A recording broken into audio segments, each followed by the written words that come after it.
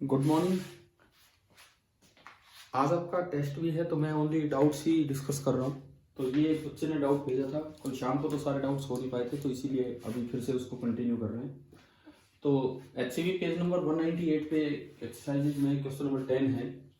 हालांकि मैंने जब आपको ये टॉपिक पढ़ाया तो मैंने डायरेक्ट फॉर्मूला दिया था और ये बोला भी था कि HCV में इसका प्रूफ है, मांगा है, तो आप ट्राई कीजिए। तो हमें ये प्रूव करना है कि अगर मैं 1 से 2 के बीच में, this is terminal number 1, this is terminal number 2, इसकी रेजिस्टेंस निकालूं R12, so that should be rho L upon pi A B. ये एक टेपर टाइप कंडक्टर है, नॉन यूनिफॉर्म क्रॉस सेक्शन का कंडक्टर। रजिस्टिविटी मटेरियल की रो है, length L है, दोनों साइड रेडियस दी है और रेडियस में बहुत ज्यादा डिफरेंस नहीं है, मतलब टेपरिंग स्मॉल है, तो ये फॉर्मूला होता है। अब ये प्रूफ कैसे होगा, देखिए आपको सबसे पहले इसके अंदर कोई एलिमेंट मानना होगा। सपोज मैं यहां से x डिस्टेंस दूर गया तो x की इनिशियल वैल्यू तो है 0, अगर जरूरत पड़ी तो, और x की फाइनल वैल्यू है L। और यहां जाके मैंने एक क्रॉस सेक्शन बनाया, उसका रेडियस मैंने r बोल दिया। तो अगर मैं देखूं r की इनिशियल वैल्यू तो है a, पता नहीं किस में इंटीग्रेशन करना पड़ जाए, किस में लिमिट लगानी पड़ जाए, और r की फाइनल वैल्यू है b। तो ये मेरे पास एक x और r, तो ये क्रॉस सेक्शन बना। मैं थोड़ा सा और आगे जाऊंगा, इसकी थिकनेस कुछ माननी होगी तभी हम एलिमेंट का रेजिस्टेंस लिख पाएंगे। मान लो मैं dx और आगे गया, dx और आगे जाने के बाद ये इस तरह से ये बनाया। अब ये इतनी कम लेंथ है कि आप इस रेडियस को नियरली सेम मान सकते हो r। तो जो हमारा एलिमेंट बना वो ये बना कि एक इस तरह का एलिमेंट आपने बना लिया, आप इसको नियरली सीधा मान सकते हैं। इस तरह का एलिमेंट आपने बना लिया और करंट इसमें से फ्लो करेगा यूं। तो इसकी लेंथ तो है dx एंड जो इसका एरिया है that is pi r square. तो जो एलिमेंट की रेजिस्टेंस होगी dr, that will be rho into L upon area and that is pi r square. अब देखो यहां पे ये काम मत करना कि जैसे x निकालना हो, dx पता हो तो इंटीग्रल dx x होता है, मोमेंट ऑफ इनर्शिया i निकालते थे, di पता है तो integral di moment of inertia होता था। यहाँ क्या है, आपको एक चीज ध्यान से देखनी होगी कि सारे रेजिस्टेंस सीरीज में है कि पैरेलल में। ये सारे रेजिस्टेंस सीरीज में है क्योंकि एक के बाद एक सब में से करंट जा रहा है। तो since all the elements are in series, क्योंकि सारे एलिमेंट सीरीज में हैं, तो जो R12 बनेगा या जो R बनेगा dr1 plus dr2 plus dr up to last drn, तो मैं इस चीज को लिख सकता हूं इंटीग्रल dr। अब बच्चे सोचते हैं R तो हमेशा इंटीग्रल dr होता है, नहीं, रेजिस्टेंस में ऐसा नहीं है। अगर पैरेलल में होता तो फॉर्मूला बनता 1/r is equal to 1/dr1 plus 1/dr2 plus 1 इस तरह से चलता। तो पैरेलल में आपका लिखा जाता 1/r is equal to integral 1/dr। आपने dr लिख लिया। अगर ये पैरेलल में होते तो पहले 1/dr करते, फिर उसका इंटीग्रेशन करते, फिर वो 1/r आता, फिर अगेन आपको रेसिप्रोकल करना होता। क्योंकि ये गलती हो जाती कि बच्चे ये सोचते हैं कि इंटीग्रल dx तो x होता है, इंटीग्रल di i होता है, हर जगह हम यही करते हैं, लेकिन रेजिस्टेंस में थोड़ा ध्यान देना है। तो सारे सीरीज में है तो ये हो जाएगा। तो आपका जो रेजिस्टेंस आया r is equal to integral dr, rho और पाई तो कांस्टेंट है, अंदर बचा 1/r स्क्वायर इंटू dx। अब दिक्कत यह है r भी वेरिएबल है और x भी वेरिएबल है, तो आपको इन्हें एक वेरिएबल में कन्वर्ट करके लिखना होगा। तो r और x में एक रिलेशन लाना होगा।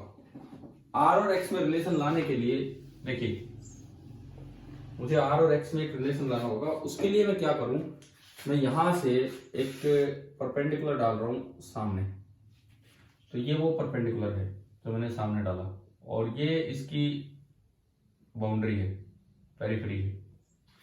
देखो यहां से परपेंडिकुलर डाला, ये रेडियस है और ये b, तो ये बचा b माइनस है। ये जो बचा this is B minus A. Similarly जो बीच में लेंथ बचेगी यहां एक्स लेंथ आने के बाद पूरा रेडियस आर, ये ए घटाया तो ऊपर क्या बचा, आर में से ए घटाया तो ऊपर बचा आर माइनस ए। अब दोनों ट्रायंगल सिमिलर है, चाहे एंगल से देख लो टेन थीटा बराबर, चाहे छोटी ट्रायंगल से देखो, अच्छा ये पूरी लेंथ है एल, छोटी ट्रायंगल से देखेंगे तो R minus A upon X, या फिर बड़ी ट्रायंगल से देखेंगे तो B minus A upon L. मेरे पास आर आ गया इन टर्म्स ऑफ एक्स या एक्स आ गया इन टर्म्स ऑफ आर। कुछ भी एक काम कर दीजिए, यहां से अगर मैं एक्स देखता हूं, X this is equal to L upon B minus A into R minus A. अब मुझे आर तो पड़ा रहने दो, dx चाहिए, तो आप इसको दोनों साइड आर के रिस्पेक्ट में डिफरेंशिएट कर लो, differentiating both sides with respect to R. तो dx by D R L upon B minus A तो एक कांस्टेंट है, dr बाई डी आर 1 माइनस 0 ये आया। और यहां से अगर मैं dx देखूं तो dx आ गया L upon B minus A into D are. dx आपका निकल के आया L upon B minus A into D are. अब मैंने ये dx इसमें पुट किया वापस यहाँ पे, तो ये डायग्राम तो चलो रहने दो, लास्ट तक भी दिखना चाहिए आपको। dx इसमें पुट किया तो r निकल के आया rho upon pi integral 1 by R square, और dx की जगह l upon B minus A into D R. तो rho into L upon B minus A और एक पाई, ये तो बाहर है, और अंदर बचा R raised power minus 2 D R. और आर की जो लिमिट है वो दिख रहा है डायग्राम में, ए से लेके बी तक है। आर की लिमिट हमारी ए से बी तक है, तो ये आया rho L upon pi into B minus A, rho L upon pi into B minus A integral R raised power minus 2 का इंटीग्रेशन होगा R raised power minus 1 upon minus 1 A से बी। माइनस को बाहर ले आओ तो minus rho L upon pi into B minus A, और ये आर की पावर माइनस 1 होगा 1 बाई आर, तो 1 बाई आर को मैं लिख सकता हूं 1 by B upper limit minus 1 by A lower limit. इस माइनस को नीचे एडजस्ट किया, चलो पड़ा रहने दो, तो minus rho L upon pi B minus A, LCM आया ए बी और ऊपर गया ए माइनस बी। अब देखो ए माइनस बी से बी माइनस ए कैंसिल हो जाएगा क्योंकि एक माइनस साथ लगा है, तो माइनस उसको भी बी माइनस ए बना देगा, और ये आपका अल्टीमेटली रेजिस्टेंस आ गया rho L upon pi A B. ये हमारा फॉर्मूला था कि कैसे हमने ये डेराइव किया। अब इसमें एक अजम्पशन भी दी है कि बी माइनस ए बहुत छोटा लेना है एल से, तो मुझे लगता है मैथमेटिकली तो हमने उसका यूज ही नहीं किया कहीं, हमने एक एलिमेंट माना, हम सीधा चलते गए। इसका यूज कहाँ हुआ मैथमेटिकली, इस अजम्पशन का यूज कहाँ हुआ कि अगर ये स्मॉल है तो ये भी स्मॉल होगा, मींस ये वेरिएशन भी बहुत ही कम होगा। इसीलिए मैंने जब इसका रेडियस आर माना तो इसका रेडियस भी कितना मान लिया है आर। क्लियर?